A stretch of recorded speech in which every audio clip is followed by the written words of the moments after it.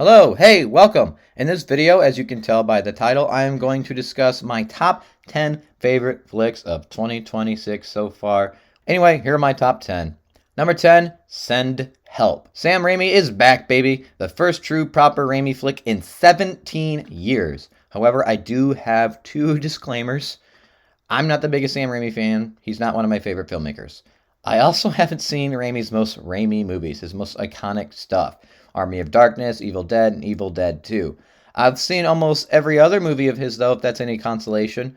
One of my favorites is Drag Me to Hell, and Send Help is more in that vein than anything else he's made.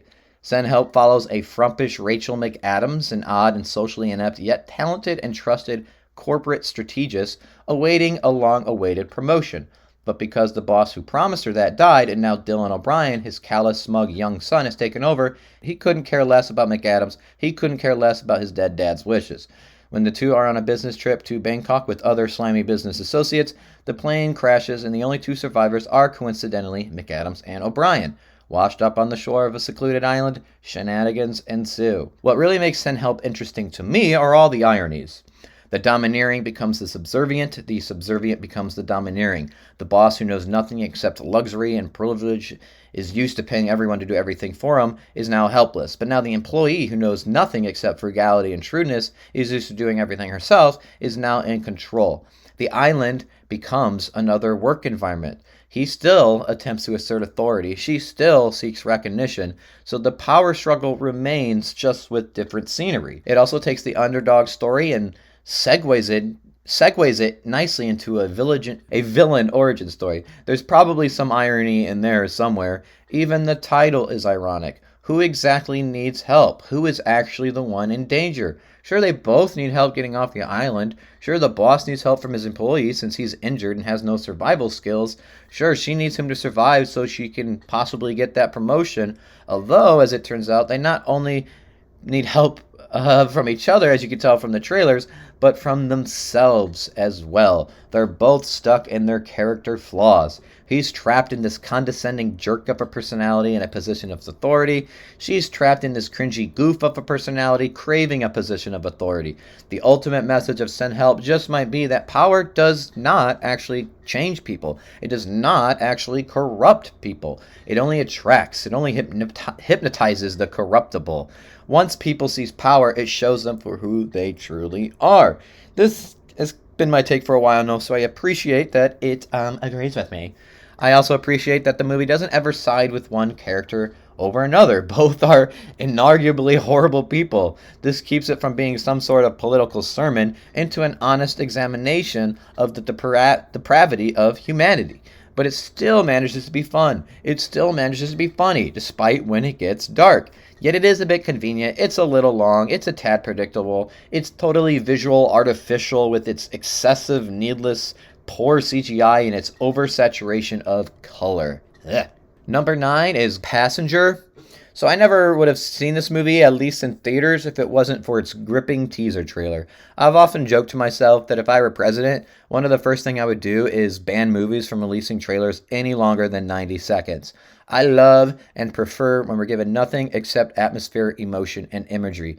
That really toasts my buns. The one and only thing I saw about Passenger ahead of its release was one single teaser, which I only ever saw once, and all it did was basically show what turned out to be its opening scene. Passenger is an engaging horror film centered around a couple 6 weeks into van life who find themselves cursed by a highway entity known as the what? The Passenger. Yeah, I know the acting is amateur and the dialogue is dumb and the jump scares are cheap, but there's enough suspense and tension, and most important to me, thematic substance to make the film's detriments worthwhile. What could a flick like Passenger possibly have to say about anything, one made by the director of Troll Hunter and The Last Voyage of the Demeter? I'm glad I asked. In one of the film's earliest scenes, the female half of our romantic couple, Maddie, shows Ty, the male half, some GPS gadget to keep track of where they are and where they're headed. Grateful, but playing sarcastically unimpressed, Ty says he's got something better, a touristy necklace of St. Christopher, the patron saint of travelers. Maddie chuckles at first, doubting its usefulness, which he understands, although he informs her his family always put one on their rearview mirror when they went on family road trips. So out of her courteousness and his nostalgia, they hang it up. Well, as it turns out, this late night road spirit is a demon. You could say it's the shadow version of Saint Christopher, making it the patron fiend of car crashes, I guess. And I'll let you predict what ends up saving the day: Maddie's compass contraption or Ty's chain of Saint Christopher. So, what does Saint Christopher signify to the overall messages and themes of Passenger anyway? It's faith over fear. It's faith overcoming cold practicality. And that is a similar theme explored in Krzysztof Kieślowski's Decalogue Part 1. And it's also about faith being what can and does navigate people through life's rayless roads. That makes it stand out from 90% of modern horror movies featuring sinister evil, because spiritual goodness and light is suspiciously absent from them. Devilish evil exists in these movies, but divine power and presence rarely does. Here, though, displaying the power of the church, of a saint, and of God is delightfully refreshing. I know, all right, you couldn't care less for the biblical Christian framework. I got you. Fear not, there's more. Maddie is the first person to experience the terror of the passenger long before Ty ever does. He doesn't see it right away, nor does he completely believe her. It's only after they finally open up about their concerns surrounding van life and their future that he begins seeing it too. He admits he's been avoiding conventional domestic life because of a painful childhood growing up in a traditional home, while she confesses she's always dreamt desperately of the stability that comes with a traditional home, since she spent her childhood bouncing from one foster family to another foster family. When this conversation has finished, in a very creepy scene involving a projection screen showing Roman holiday in the middle of the forest in the middle of the night, the passenger puts on a show of his own that Ty is now able to experience with Maddie. And this informs me about emotional baggage, an appropriate concept for a film focused on a couple traveling across the country in a van as a lifestyle with literal baggage. Before their shared confessions, I was imagining the film was going to be a metaphor of not letting things hold you back from your adventurous side or something, but nor should personal baggage deter you from your adventurous side, and nor should your personal baggage deter you and your partner from forging forward. So it all works out. I'm aware none of this makes Passenger the deepest horror film ever made, but it's far more thoughtful than I anticipated from the filmmaker behind The Autopsy of Jane Doe.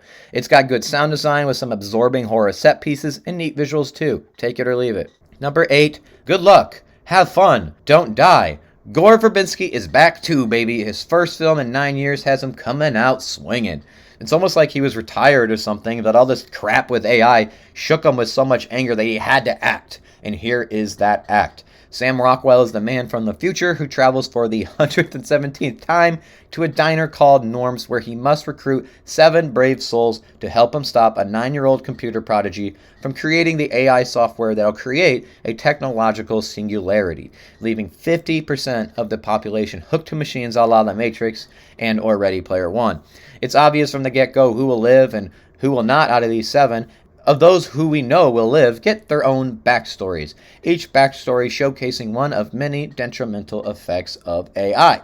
The backstory of Zazie Beetz and Michael Pena showcases how AI keeps people from being educated. The backstory of Juno Temple showcases how AI keeps people from properly grieving. The backstory of Haley Lou Richardson showcases how AI keeps people from accepting existence. These are 3 things among countless others that make us uniquely human. So what if the film is blunt? If we live in a world where people are forgetting all that, then let the film be as blunt as a sledgehammer to humanity's genitals. Not literally, though. The globe is having less babies than ever before in modern history. That's part of the problem.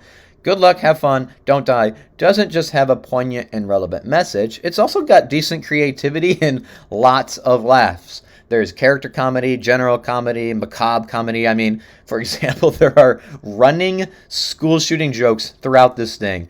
Bold, Jerry, bold! Yet with all its comedy and all its topicality, it's all extremely well balanced. The humor never undercuts anything emotionally or thematically, but narratively, the structure is a bit wonky. It's not always seamless when character backstories are introduced. Story-wise, there's plot details and plot points that left me scratching my head. It's also disappointing to see Hollywood still thinks every movie must end with big epicness.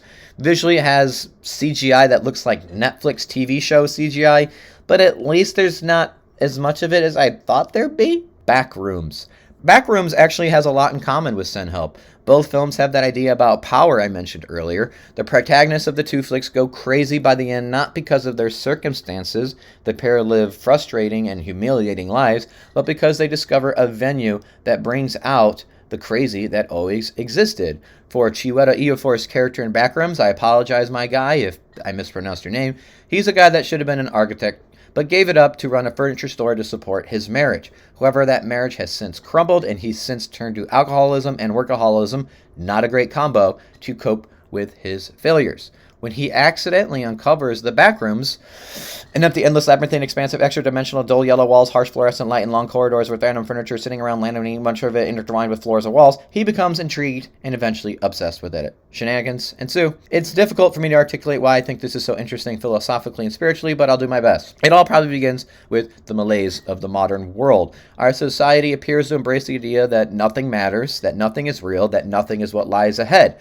Religion is fake, morality is relative, humanity is just a clump of cells and neurons firing off willy-nilly, but with record feelings of alienation, apathy, depression, disheartenment, disillusionment, and misanthropy, those beliefs, those notions are finally being questioned. People seem to be waking up. We've witnessed the harms and the tragedies of said ideologies and are starting to wonder if they hold water, if they ever did. We just don't know what to ask exactly and who to ask exactly. But progress is progress. There is an awakening taking place. I don't think anyone can deny that. Church numbers are relatively rising, and resistance towards technology is relatively rising. Faith and science are moving closer together than they are further apart. And like in the Backrooms, the eerie and the unexplainable are here. They're merged right now, the natural and the supernatural twisted into the same realm. That's essentially what the Backrooms are. That's where we are. The Backrooms aren't just creepy simply because they're hollow and uncanny. They're creepy because they look as if they should contain human life, but don't. Spaces meant to look like spaces meant for people to occupy or pass through, having no meaning, serving no purpose, void of any humanity. Architecture without function. A hotel without guests, an office without workers, passageways without destinations, a world where civilization is emptied of its reason for existing.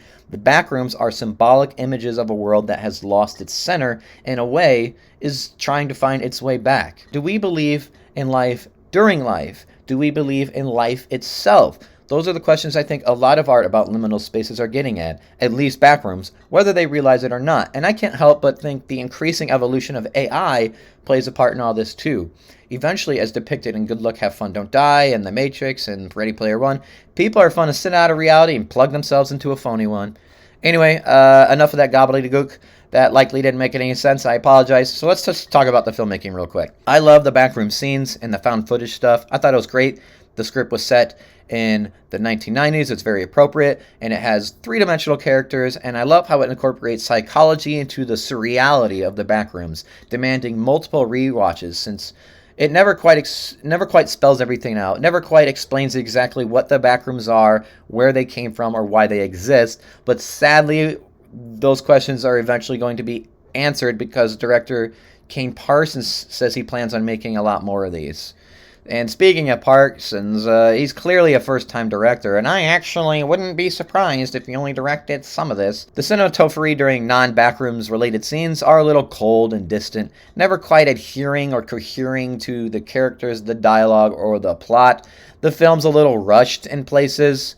I'm going to butcher her name. Renate Renzva is terrible. She's sleepwalking every minute she's on screen. Chiwetel Ejiofor, I apologize, my dude, if I mispronounced it again, is actually pretty good. And the film is quite imaginative with the backrooms hijinks, and the score certainly elevates and highlights it all. Number 6 is Project Hail Mary. Nobody's a bigger Ryan Gosling fan than me, but I think he's terribly miscast here, regardless of his effortless charisma. I just don't buy him as some dorky, geeky science teacher. And much of the humor, definitely not all, is that jokey Marvel-esque humor I've never cared for and I'm quite sick of and have been for years. And Sandra Hüller is stiff as can be. I don't understand all the hoorah behind her performance. I can't help except think it's just because she karaoke some Harry Styles song or something. And maybe most importantly, I hate they gave away Rocky in the advertising, the marketing. I didn't read the book, so I would have loved to not known that was coming. It's a shame we live in a world where you can't get away from anything, including plot points of a movie you've never seen before it even comes out. Thanks, Obama. However, I am a serious sucker for films centered around characters connecting or disconnecting. That is Project Hail Mary in a nutshell. At its core, though, it accidentally or unconsciously, I don't know the difference, tells a very Christian-oriented story. Gosling's character is named Grace. Grace, like Christ, sacrifices his life in order to save the world just as Christ did, and we call that grace. His amnesia and memory recollection is a kind of death and resurrection. In Christianity, when you become Christian, your old identity and your old life dies, and your new identity and your new calling is born. The spaceship's name is Hail Mary. The Hail Mary is a Catholic prayer. Relax, I'm not Catholic. And as I understand it, it's used to ask for the Virgin Mary's intercession during impossible circumstances. Culturally, we use it as a phrase to suggest a last resort. The ship is mankind's last resort, a prayer. It is our final hope that, in the movie, it's our final hope that the mission succeeds and humanity is saved. Even Rocky has biblical connotations. He's basically the Good Samaritan of deep space. Grace is alone and stranded, destined to death on a dangerous voyage to, what is it again? The sun or whatever? Then in comes Rocky, an extraterrestrial who essentially rescues him, like in the parable of the Good Samaritan. A Jew is beaten and robbed, left half dead on his way from Jerusalem to Jericho, a notoriously dangerous path. There's no more dangerous path than going in space like Grace is to the sun or whatever. The traveler's own people pass him by, but a Samaritan, a group antagonistic towards Jews for reasons we don't have time to dive into, stops, takes him to an inn, and nurses him back to health. Rocky, like the Good Samaritan, sees value in grace as did the Samaritan did to the Jew, even though their groups were considered enemies, just as, aliens and humanity are commonly portrayed in pop culture.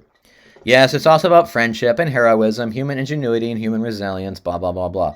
Project Hail Mary is a remarkable feat of popcorn entertainment, I must admit. It's so well paced, so well scored, so well shot, so well written. The sound design is incredible. The visual effects look great. It's all around a well-crafted, well-made machine. Number 5 is Mortal Kombat 2. I enjoyed this quite a lot. Sue me. It is far from a great movie, even further from a perfect one, as either a standalone thing or even as a cinematic Mortal Kombat adaptation. But as much as I like its very, very flawed predecessor, so much so I still catch myself putting it on TV from time to time more than I should. I can imagine I'll watch this much better sequel even more times, considering it got rid of that Arcana crap, has more charm, has more fights, has more gore, and has more going for it visually.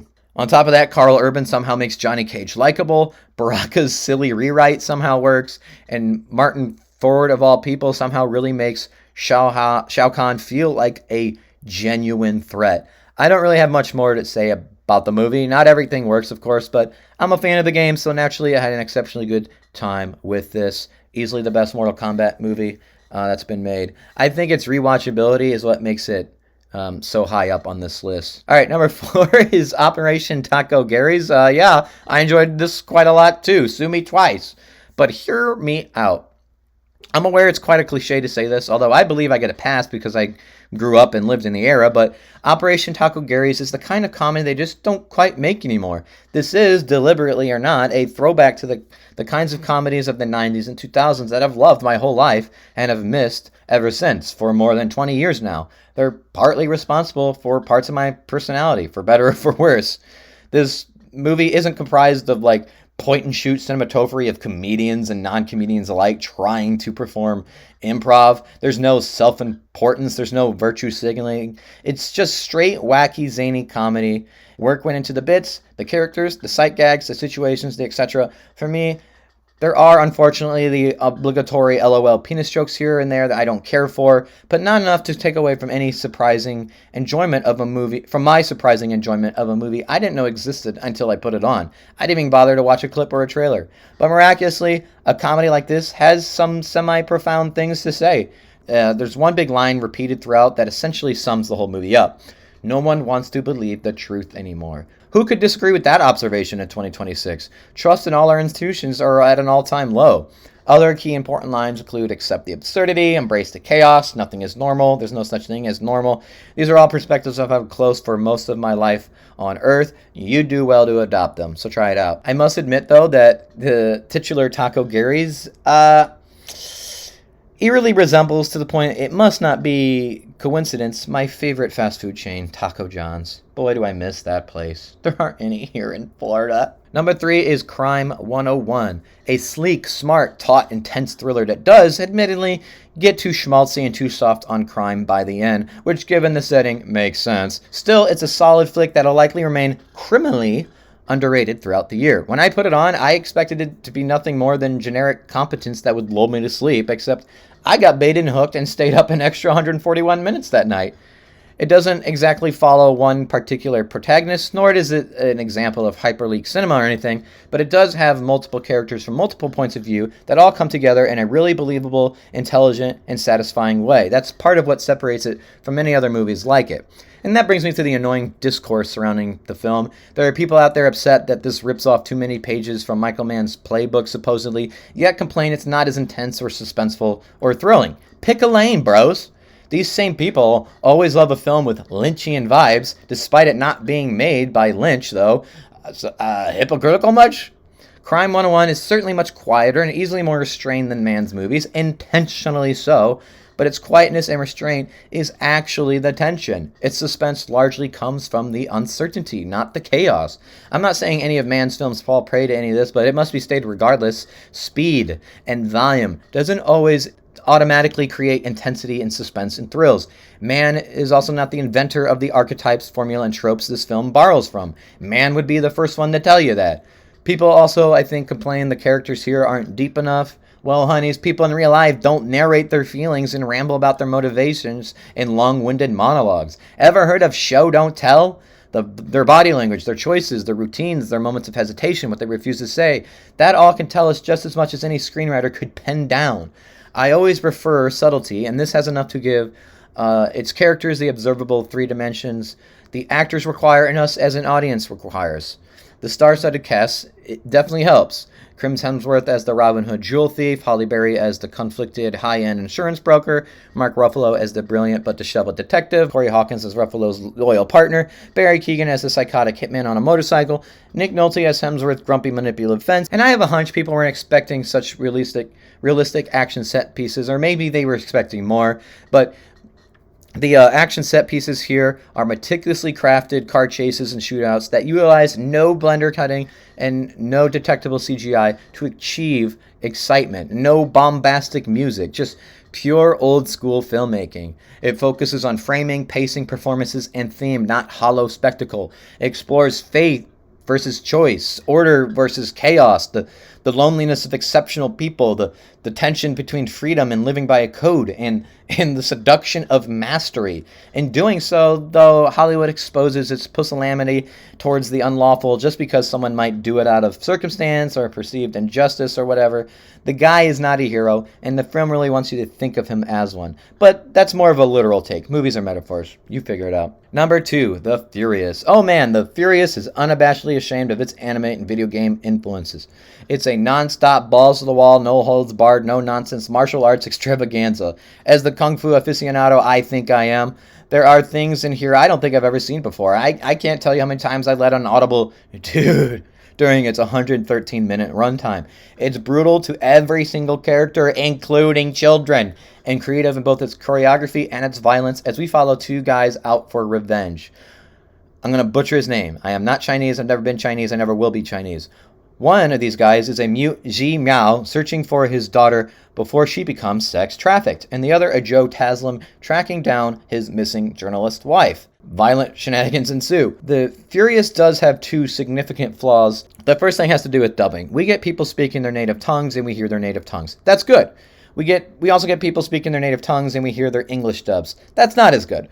But we also get people certainly speaking English but are dubbed into English by somebody else. That's not good at all. Meaning the actor or actress speaking English in the movie is not the one dubbing their own dialogue. Some rando who presumably must speak better English is dubbing their dialogue. It's pretty odd and quite distracting. Speaking of distracting, the second thing is there is way too much CGI that is not only unnecessary. Think of all the incredible action and fights we've had in countless kung fu and martial arts and action movies in general without a single frame of digital tomfoolery throughout the decades.